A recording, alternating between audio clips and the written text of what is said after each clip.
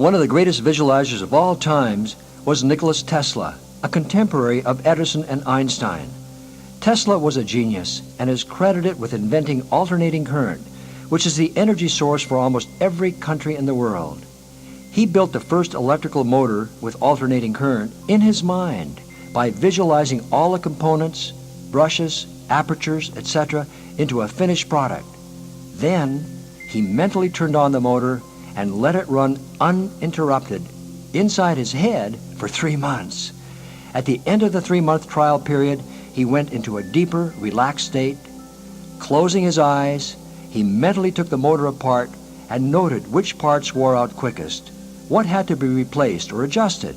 He then proceeded to construct the first electric motor based on the mental rehearsal inside his brain, and his prototype worked beautifully the first time. Tesla attributed his creative genius to his extraordinary powers of visualization, which he developed as a youngster through excessive daydreaming. There are countless modern-day examples of mental rehearsal. Roger Bannister claims he broke the 4-minute mile because he visualized it many times before his historic race in 1954. The successful East German bobsled team at the 1980 Winter Olympics reported that for every actual run down the course, the team members visually and successfully ran the course 100 times.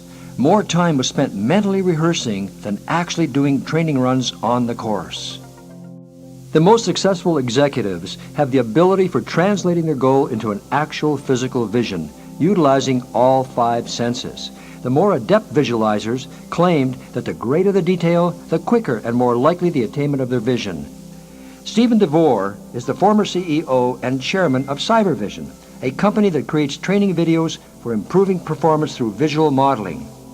In a collaborative study with researchers from the MBA programs at Harvard, Yale, and Stanford, DeVore pointed out that the most common characteristic of chief officers of major U.S. corporations was, and I quote, "These people knew what they wanted out of life. They could see it, taste it, smell it, and imagine the sounds and feelings associated with their goals.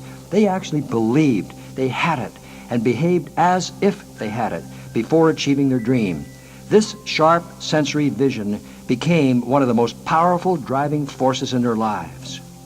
James Hickman, a sports psychologist at the Washington Research Center in San Francisco, calls visualization the most widely applied mental tool in modern sports.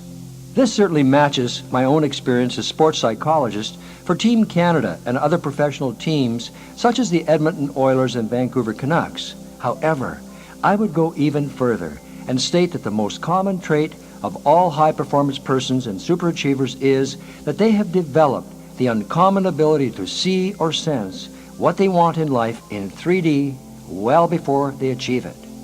There's no end to modern-day examples of achieving goals through visualization. In his classic self-help book, Psycho-Cybernetics, Dr. Maxwell Maltz described how Conrad Hilton created mental pictures of himself owning a hotel before he acquired his first one. Mental imagery techniques were also utilized by Larry Mahan, former world champion rodeo rider.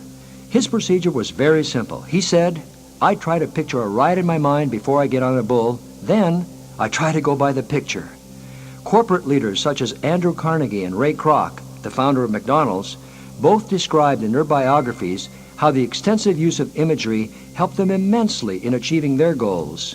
Even Napoleon practiced his role as a military strategist by visualizing imaginary battles and mentally creating maps and plans years before he had his first command. Thus, you can learn to become your own wizard or alchemist, creating your own magic for personal growth and transformation.